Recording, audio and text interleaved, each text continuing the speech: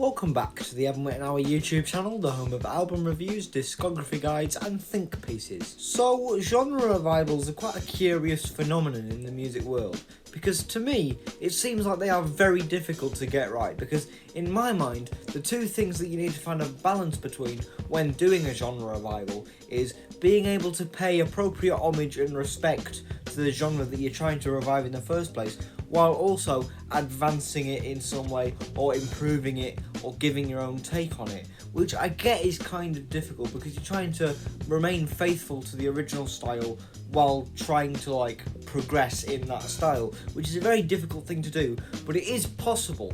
And I've noticed in the last 2 years, maybe a year and a half, or even in the last year, that there have been a lot of genre revivals, especially in the mainstream, that have been popping up in a few places, and almost none of them are any good whatsoever. There's one that I'm going to talk about that is good, and the rest of them are absolute failures just because they fail to grasp those two very simple concepts and just can't do genre revivalism correctly. I mean, I'm not the biggest fan of genre revivalism because it's that thing was popular then, but you shouldn't go on trying to replicate that same thing over and over. But if they can do something interesting with it, then I'm all ears. So that's how you do a good genre revival. However, 3 of the 4 I'm going to talk to you about now are not good. The first one I'm going to talk to you about is pop punk / I guess punk in general, and there are some good modern punk bands, pop punk bands that I quite like.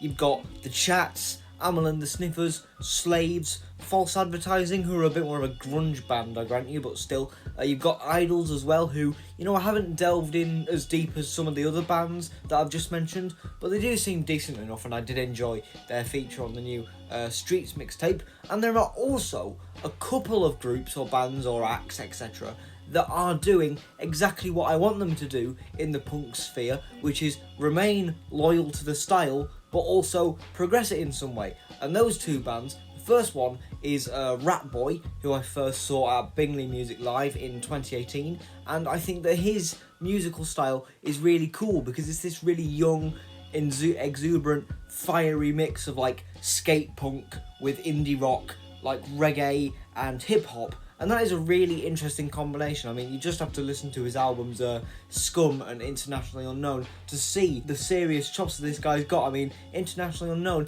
it was produced by Rancid member Tim Timebomb, and Rancid has a pretty good reputation as a skate punk band. They're one of the classic skate punk bands. So, I mean, it obviously sees that he's going somewhere. And the other band is called Horror, and they're a bit more of a curious case, because what they do is combine elements of classic American Minor Threat hardcore punk with dirty Southern American trap style rap stuff with more kind of experimental electronic, almost akin to Cabaret Voltaire, I guess, is the main thing that I would pull out. And it's a really interesting mix because I do like their debut EP, Dead Bodies in the Lakes, as rough around the edges as that mixtape is, and I also do like their album United States of Horror, despite how bloated it is at points. Although I do think they are doing something cool because they're staying true to the roots of trap music, hardcore punk music and all that stuff, but they're also advancing it in some very interesting ways.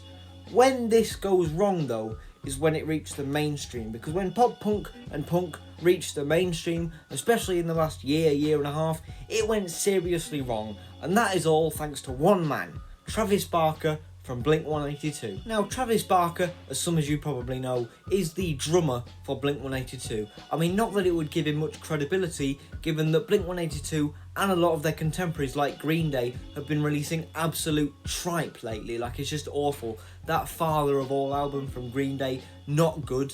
The Blink-182 9 album, not very good either. But that just makes sense as to why all these revivals aren't very good either, because Travis Barker has a hand in almost every single one of these. You've got the Machine Gun Kelly album, Tickets to My Downfall, and there's also a follow-up in the works, I mean, God help us. And Tickets to My Downfall is basically a guy in his mid-20s doing pop punk with like trap beats in the back where it's like, I miss my girlfriend, da, da, da, da, da, for like 35 minutes, and that is all it is. And this brings on another one of my pet peeves with the pop punk revival, is that why are there trap beats in these? Why? Like, the original punk bands or even pop punk bands obviously didn't have trap beats, so why, when I turn on your album, am I hearing trap beats? I mean, a prime example, right? 93 Punks by Vic Mensa and 93 Punks. I don't think Travis Barker had a hand in this, thank you very much, but on your lead single from this album called 3 Weeks Sober, I don't expect to be listening to your first punk single from your punk album, and the first thing I hear when I turn the song on is this.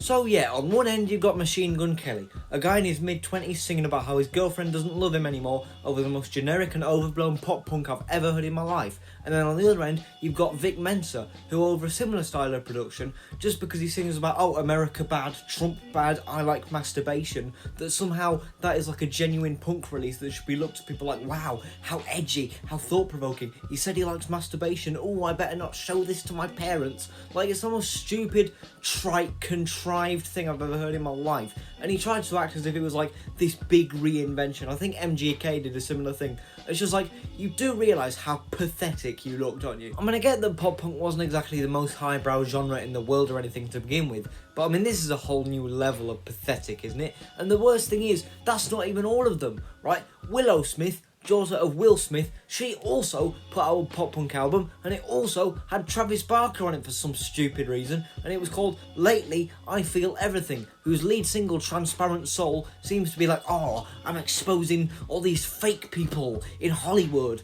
all these fake people, I see through you because I have self-awareness, right? And I don't understand this, because like, you're a multi-millionaire ranting about fake people. Like, you just sound so ridiculous. Like, do none of these people have any self-awareness? Because MGK, he already had a pretty well-established career. Vic Mensa, I mean, I don't really know what he's been up to, but I imagine he was pretty established up to this point as well. And yet they got onto a pop punk album and they're like ranting about stuff that they have no right to be ranting about. I mean, Vic Mensa, maybe I can let him off because it's more political, but MGK ranting about, oh, I miss my girlfriend, da da da. It's like, mate, you're 25, like, grow up a bit, right? And then Willow Smith, she's like 19 or something, and she's like, oh, I see all these fake people. And to be fair, I did scan through the rest of the tracks on the album, and without even listening to most of them, they already made me want to jump in front of a bus. And I don't get how this stuff's become so popular either, because it's not, like I've said, it's not even faithful punk stuff. It's like, there's hip-hop beats underneath here.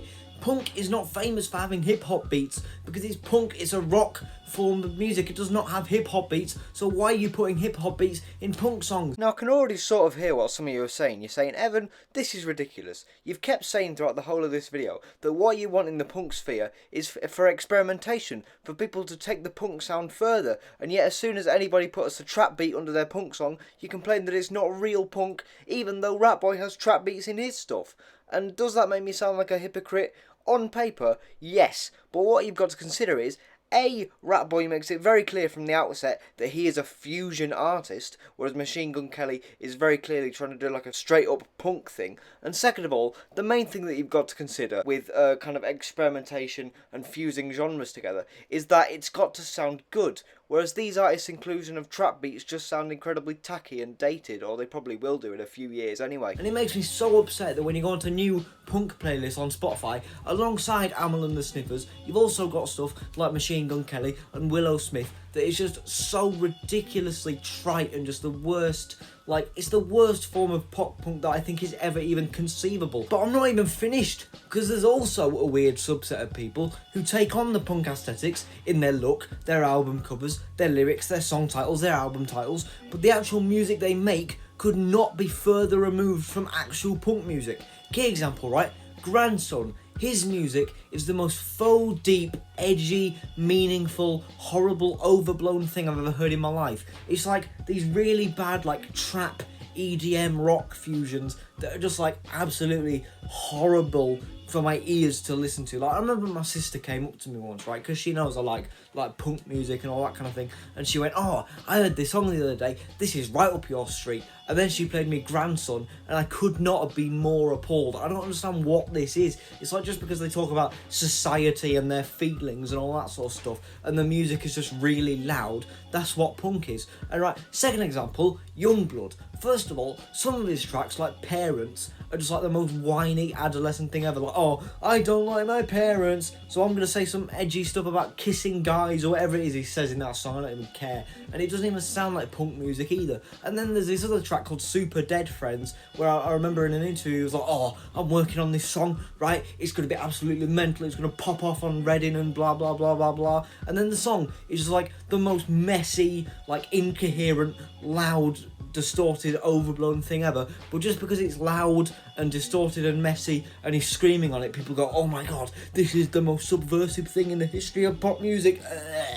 And then I'm just sat there going, how did this become, like, you know, what is going on? Because Youngblood is really successful, and I really feel sorry for the people who have their siblings come up to them, and when they like punk music, this is their version of the thing where they're like, "Oh, this will be right up your street, you'll like this," and then they play you Youngblood. I am so sorry if that ever happens to you, because I mean, I really am getting way too worked up over this. And there are also like really weird one-off punk tracks that are just as terrible. To bring back the Smith family, you've got Jaden Smith, who on his album Iris did this thing called Fire Department, which is like the most generic hardcore punk instrumental I've ever heard in my life. No trap beats, thankfully, but he's just shouting over it with so much auto-tune on his voice that it just sounds like the most ridiculous thing ever. Like, is this really like loud thumping hardcore punk instrumental, like bam bam bam bam, and over the top of it he's just there like with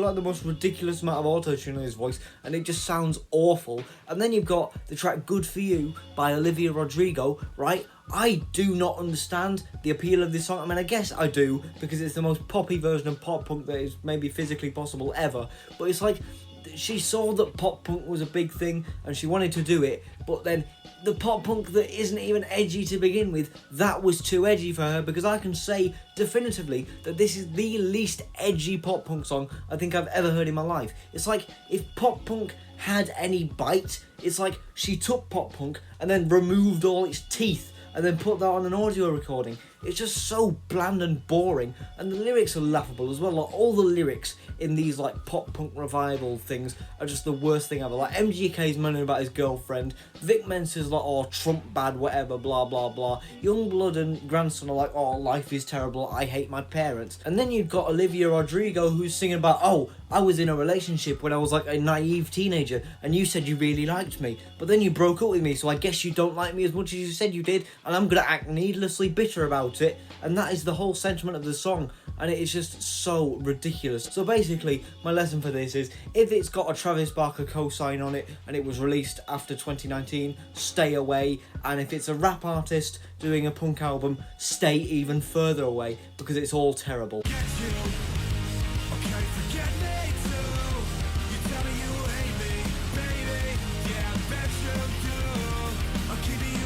The next revival I want to talk to you about, which thankfully shouldn't take me as long, is the weird obsession that everybody seems to have lately with like 80s synth pop music.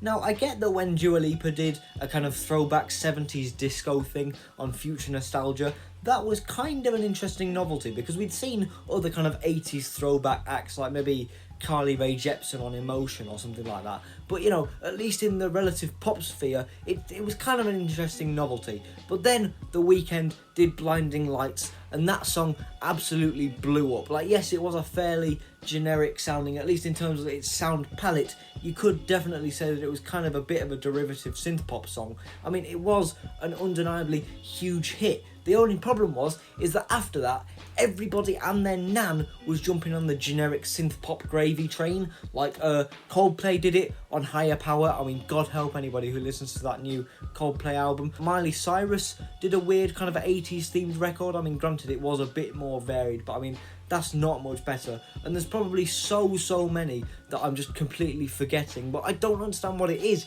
because it's like, if the pop punk revival that I just talked about was based on the meme of like, oh, they heard one Blink-182 song and just did that. This is like that, but instead of like Blink-182, it's like the only song from the 80s that they ever heard was a-ha's Take On Me, and then that provided the foundation for this entire revival, because everything sounds exactly the same. It's just that kind of cheesy guitar synth pop thing done over and over and over. It's like beating a dead horse, and the problem is there is so much inventive, experimental, boundary pushing, brilliant pop music that came out of the 80s, right? You've got Madness, Kate Bush, the Cocteau Twins, Depeche Mode. Those are all great. And how could I forget New Order? I mean, those guys have some absolute bona fide classics, right? Blue Monday, World in Motion, True Faith, the list goes on and on and on and on. I love Depeche Mode. I thought the Cocteau Twins album Treasure was really, really good. I love the song Lorelei.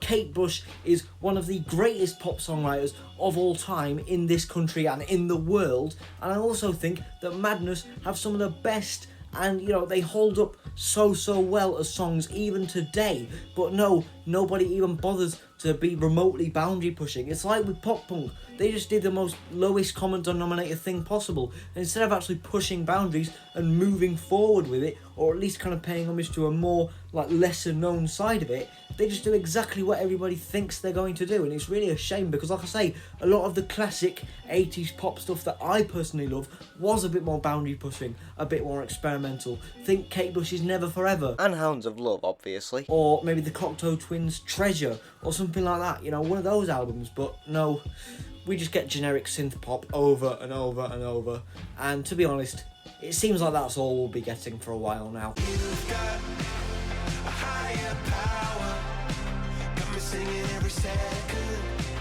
dancing every hour.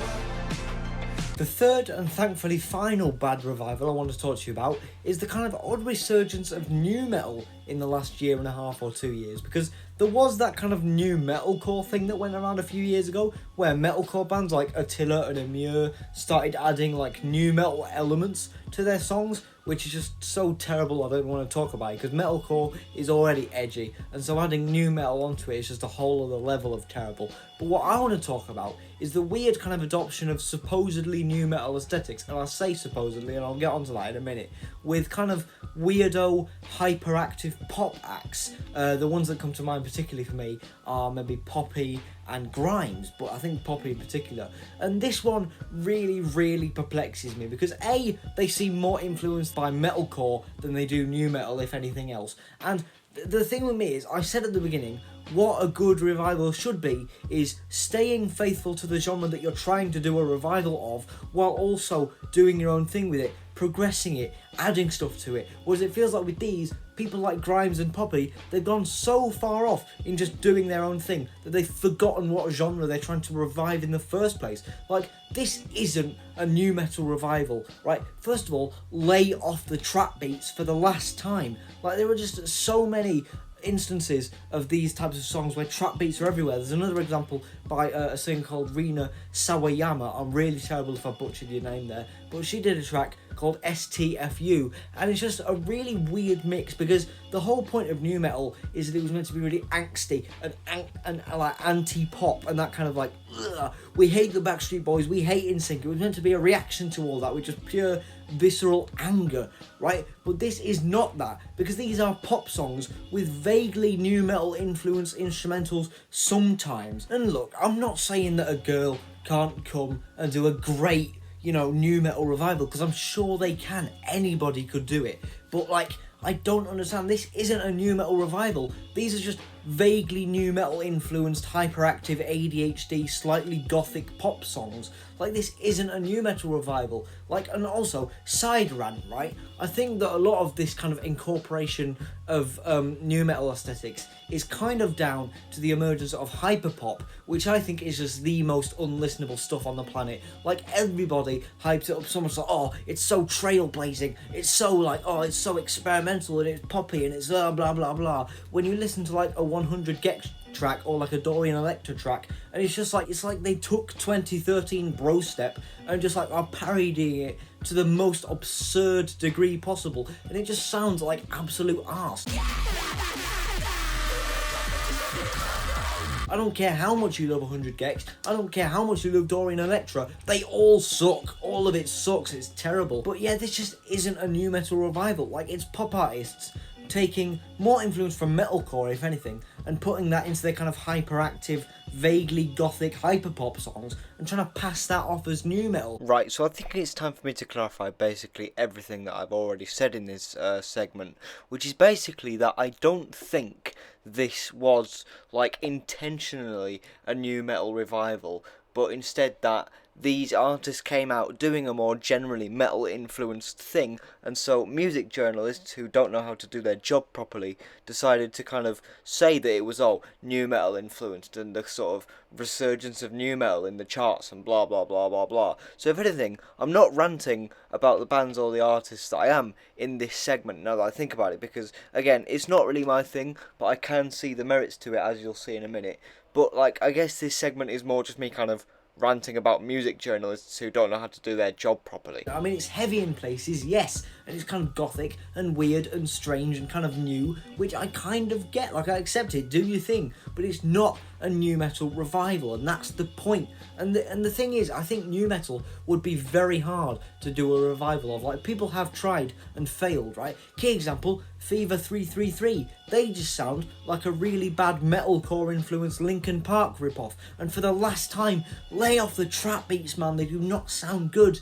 But anyway, I feel like new metal would be so hard to try to do a full-scale revival of, because there are only like 5 artistically credible bands in the whole of the genre. Like Slipknot, right? Their first 2 albums are some of the most heaviest, venge-filled, angry, just minutes of music that I have ever been exposed to in my life. And they have had a handful of decent tracks on every album since then as well. Korn, I think their first 4 albums were pretty good, although that dubstep album that they released in 2011 genuinely makes me want to die. You've got a System of a Down, who are just, you know, they are cemented in the rock and roll metal hall of fame as just absolute legends. You have Deftones, who did some really cool stuff in the mid to late 90s and early 2000s leading up to White Pony, and I'd argue even their self-titled album that had a bit more of a shoegaze influence was cool too. And Limp Bizkit, for as much as people hate them, they are like my ultimate guilty pleasure band. But like, anyway, that is 5 bands who encompass the whole of a genre. 6 if you count Linkin Park's first 2 albums. And so it would be very hard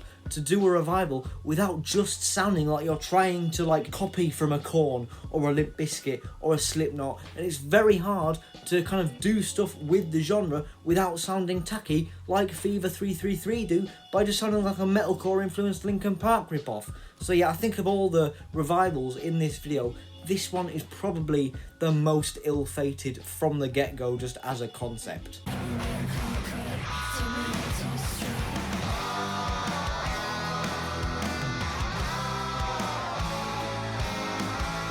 But now, it's time for the one example of a good revival in recent memory that I can tell you about, and that is the recent post-punk revival. Because after Pill came back in 2012 with This Is Pill, and also in 2015 with What the World Needs Now, they are the post-punk forefathers. They were the first post-punk band, and that kind of led a wave of new post-punk bands to do something new with the genre and do it well. Just to clarify, I'm not saying that Public Image were the reason that the post-punk revival happened, but just that they sort of happened around the same time. Right, there are so many that I could list off, right? John Paul and Rat, and all the kind of stuff on environmental studies, Auto Bitch, Dominions of Glue, all that stuff.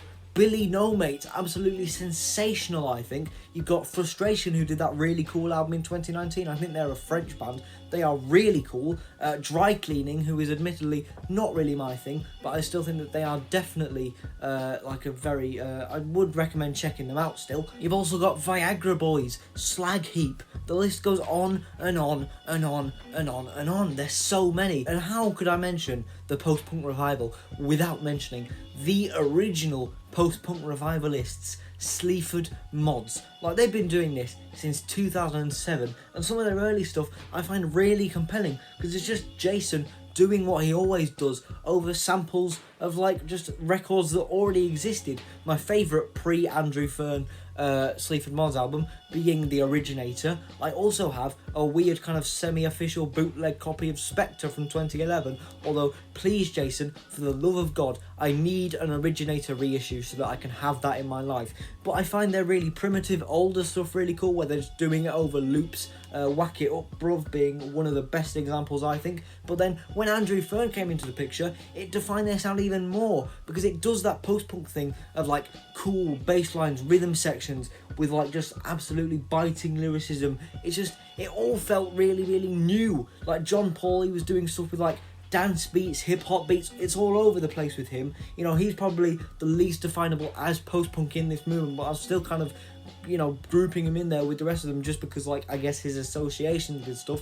But like Billy No Mates, her debut album, that is undeniably post-punk, maybe a bit of alternative pop as well, but it does that same thing. Those bass lines, those drums, those subtle melodies in the keyboards and stuff. That is how you revive post-punk. You take what it's known for, the bass, the drums, you know, whatever, and you do something new and interesting with it, which is what Sleaford Mods have done, John Paul has done, Billy No Mates has done, Viagra Boys have done. Every single person that I've listed thus far, they have done that. And so post-punk is easily the best example of a revival in recent years that I can think of, because I might not like dry cleaning as much as other people do, but basically every single band who I've mentioned is pretty brilliant, and that is very hard to come by, especially in terms of genre revivals.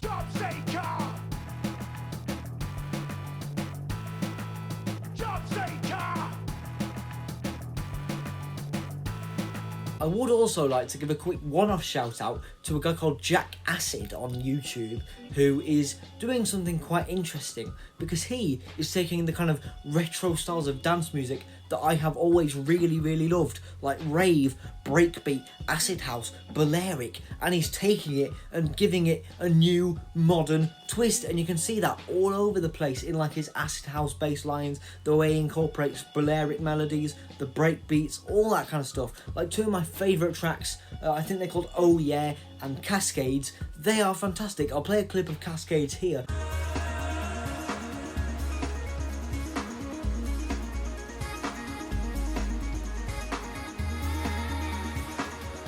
But it's like he's taking that old school Balearic rave breakbeat thing and giving it a new, fresh, modern coat of paint, and I absolutely love it. I really hope, I actually want to get in contact with him and see if I can like get a record of his music out, because I think it really needs to be heard, because I think it is absolutely brilliant. Like, I get that there are probably so many people who've tried to do like an old school rave revival and it just doesn't work. But when people like Jack Acid come along and actually take the sound that they love, and you can tell that they love because they've like, his entire YouTube channel is dedicated to it, and you can tell that he loves the music, so he's taking it and doing his own original thing with it, and it's coming out sounding incredible for the most part, which I think is absolutely brilliant. And again, I really hope that somebody out there, if not me, somebody can get Jack Acid his album out, because everybody needs to hear that. But yeah, that's my one-off rant over. So that is the good and the bad of genre revivals. 3 of them that I wish would be immediately eradicated off the face of the earth, and 1 of them that I hope has a long, prosperous life in the musical underground. And given the wealth of acts coming out of that scene at the moment, that seems to be the case. But as for the others being eradicated, I think I may have to wait a while, unfortunately. So I hope you enjoyed this video. If you did, please consider liking and subscribing. It would really mean a lot to me. But you know, this video was a bit more of a ranty style of video for me. I guess it kind of fits into the think piece category, because this is a topic that I've been wanting to cover for quite a while now, because I was kind of a bit perplexed by it. Like the post-punk stuff, or no, rather, the kind of pop-punk stuff started popping up in a few places, and I was like, that's weird, why is that coming back? And then the kind of 80s stuff happened, and I was like, that is slightly odd, but I guess nostalgia's kind of been a big thing for the last few years. But then the new metal stuff started out, and I was like, okay, this is getting a bit weird now. Like, I need to make a video on this. And so this was the end result, I suppose, so I hope I conveyed my points well enough. And it's kind of weird as well that a lot of the classic new metal bands are releasing albums recently. Like Slipknot had We Are Not Your Kind, Korn had The Nothing, Limp Bizkit are hopefully releasing a new album next year. Like, you know, a few of the really big bands are coming back with material, so if anything, that just proves how redundant of a revival the new metal one was. But yeah, again, I just hope that you enjoyed the video, and I would like to give a last shout out to Jack Acid, who I kind of covered right at the end of this video, but I think he's doing a really good job with the kind of revived yet rejuvenated rave stuff that he's doing over on his channel. So I'll leave a link, go show him some support, and yeah, I hope you enjoyed the video, and until next time, I will see you later.